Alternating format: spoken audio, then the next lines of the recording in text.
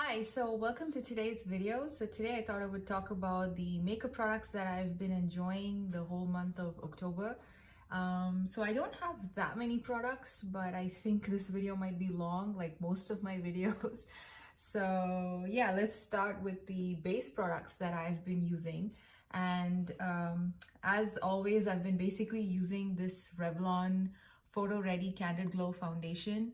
I have this in the shade 210, which is Natural Ochre, and I mix it in with the Revlon Skin Lights Face Glow Illuminator in Sunlight Luster. So these together, they work like a really good combo for me. I have dry skin, and this kind of amps up the glow.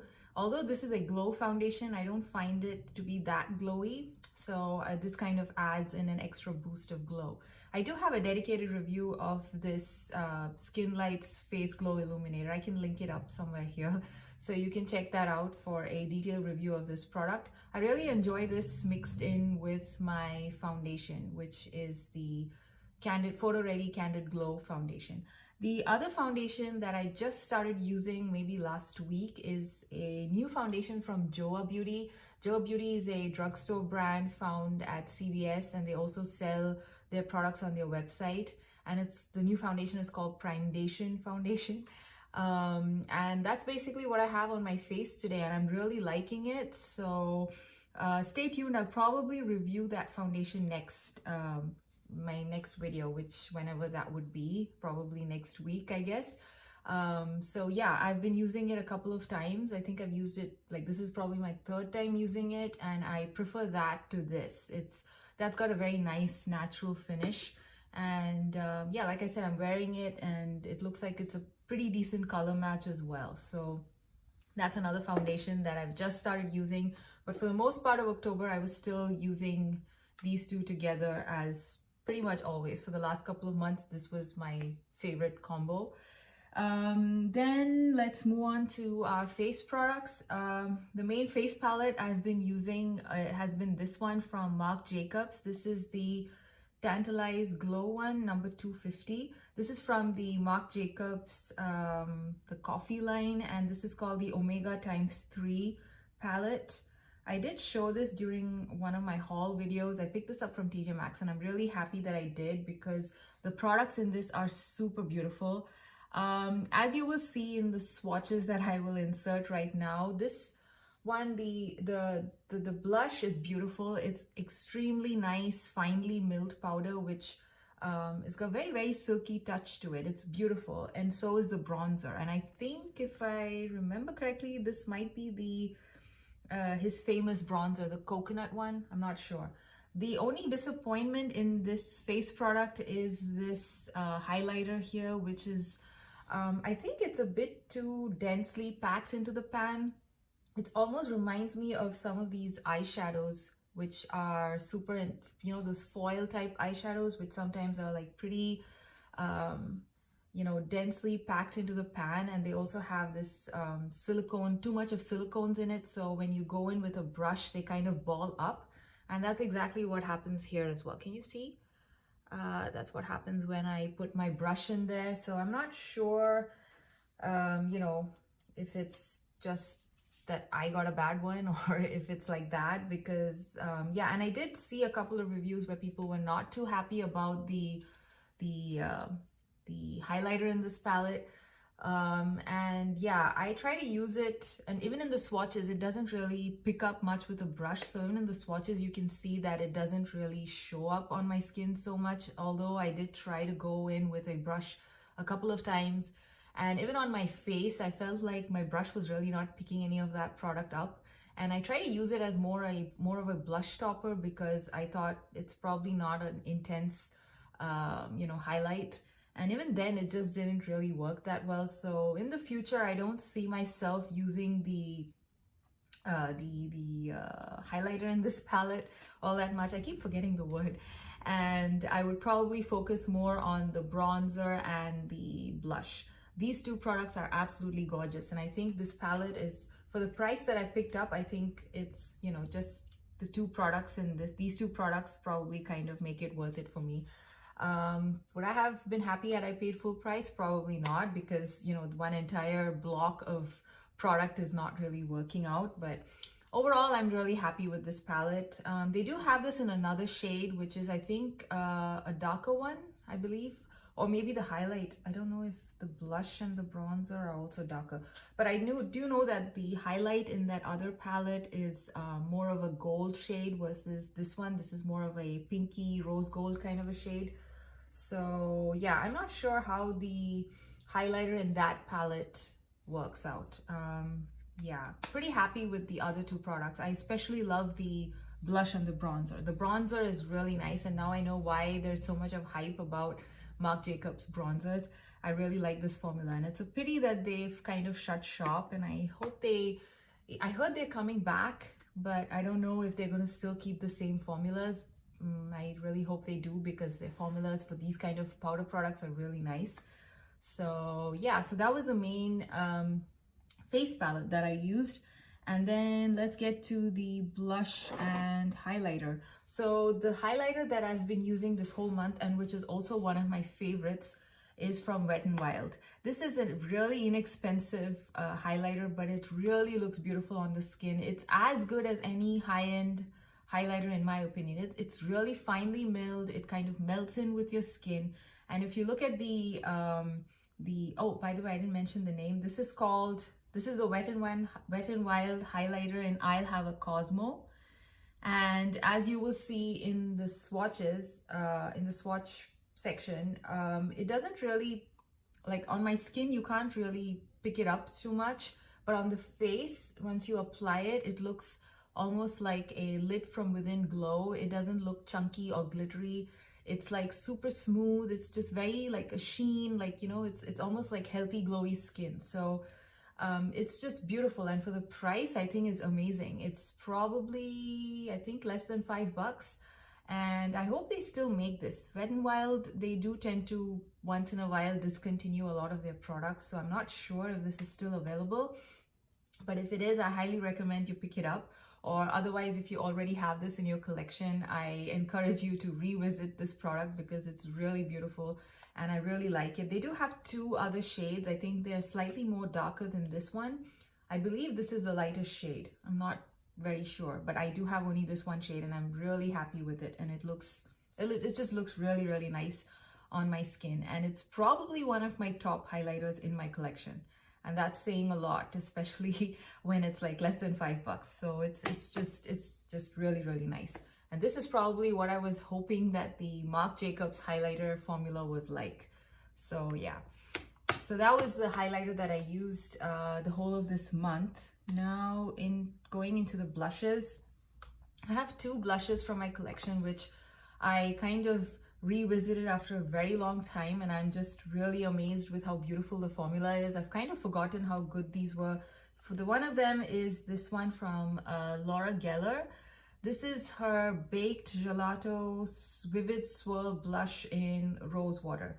Now these are these baked gelée type formulas, and Rose Water, if I remember correctly, the first time I got it, I wasn't super happy with it because I found it a bit glittery.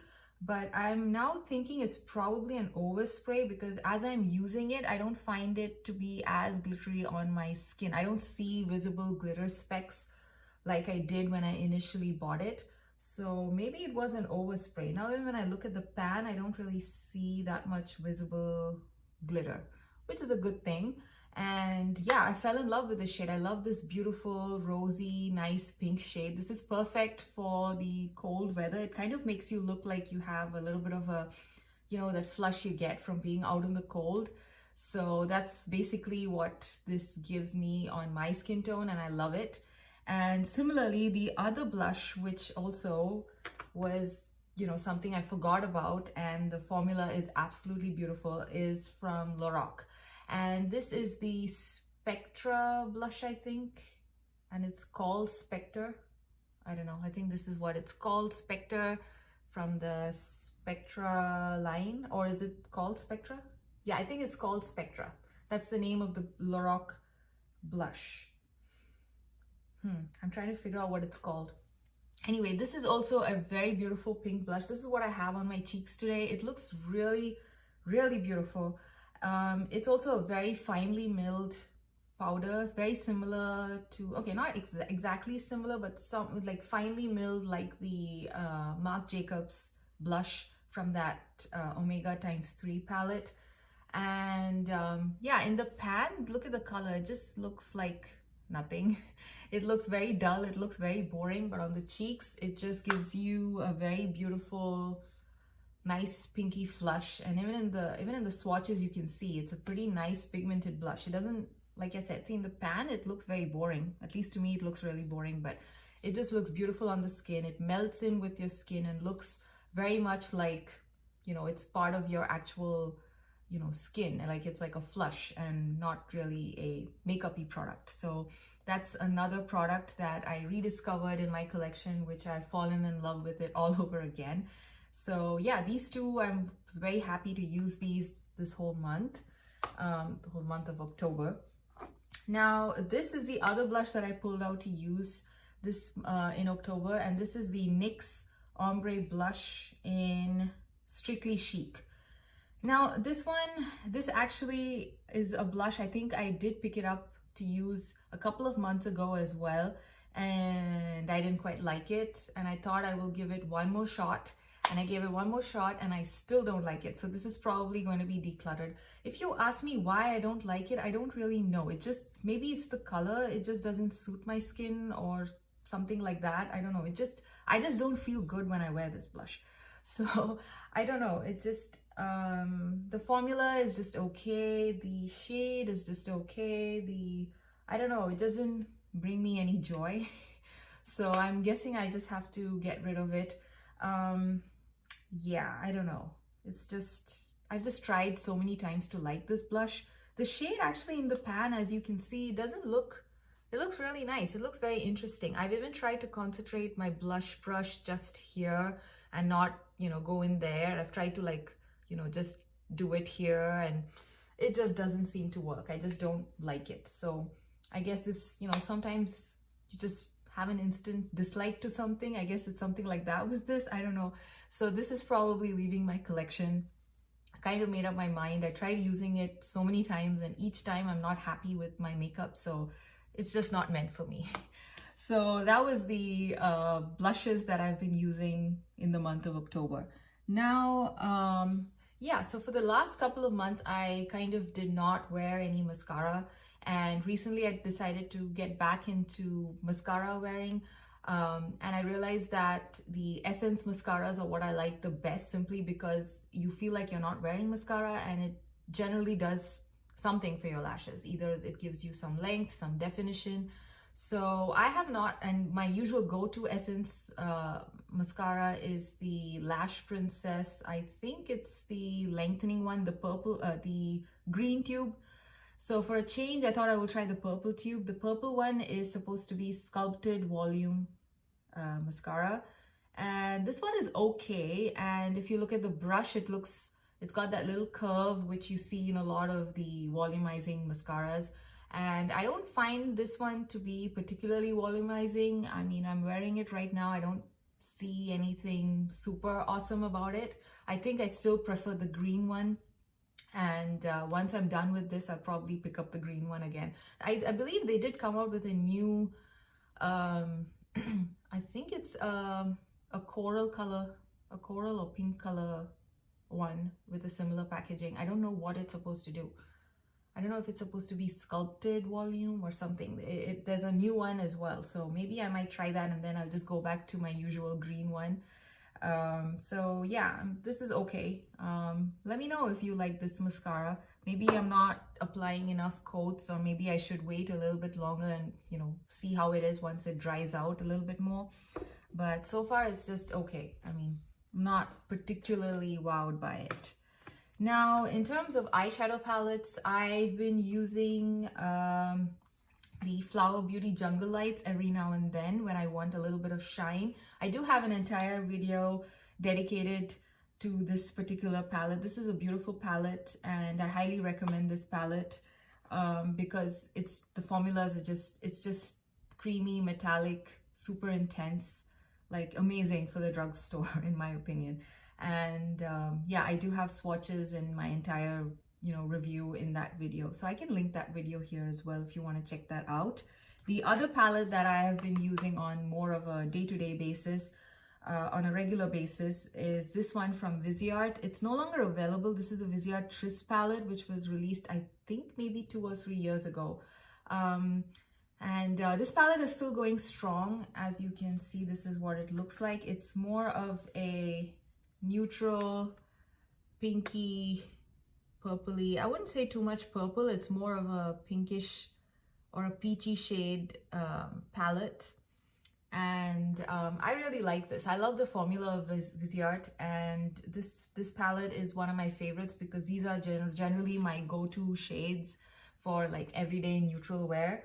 And the formula of Vizier is very beautiful. They give you very sophisticated looks. The mattes blend really well. You can layer the mattes nicely. They don't blend away or become muddy or anything like that. So overall, I really highly recommend Vizier palettes. Now, this palette is no longer available, and I did see that they released a new palette called Cashmere, which has, I wouldn't say the exact same colors, but something similar in terms of, the shades. Like you get slightly more cool toned neutrals, and cool toned neutrals leaning towards like the pinky and mauve type of shades. So if this kind of shades, like if you missed out on the Tris palette and you want something like similar to this, their latest release, which is Cashmere, looks like it might be a good, replacement for a palette like this. And yeah, like I said, the Vizier formula is just fantastic. So I'm guessing, and they're usually very consistent with their formula. They don't like kind of, have these ups and downs with their formulation. Most of the time, their formulas are really good. And this one too, I believe this one, when it was released, quite a few people didn't like this so much. And I can kind of understand why to some extent, because sometimes some of the looks you make with this palette, they do tend to look a little similar, especially if you follow the same technique for wearing your eyeshadows, like for myself. Like for example, if I use this one on my lid and this one on my lid, and I still like use this in the crease and this in the outer corner, I mean, it kind of looks a little similar. So yeah, I mean, there are some limitations of this palette, but overall, I really like it. I don't mind, but yeah, that was one of the flaws of this palette, if I have to point out any flaw. But yeah, overall, I really like this palette. And like I was saying, if you want something similar, the Cashmere palette, which is the latest release from Vizier, is probably a good substitute for something like this.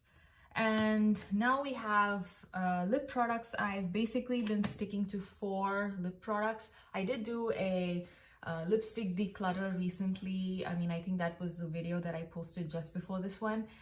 Do check that out. You can get an idea of all the lipsticks that I have in my collection and the stuff that actually left my collection recently. And yeah, so this month I picked up 4 lipsticks to use. One of them being this Physicians Formula, the Healthy Lip Velvet Finish. This is in the shade Tulip Treatment.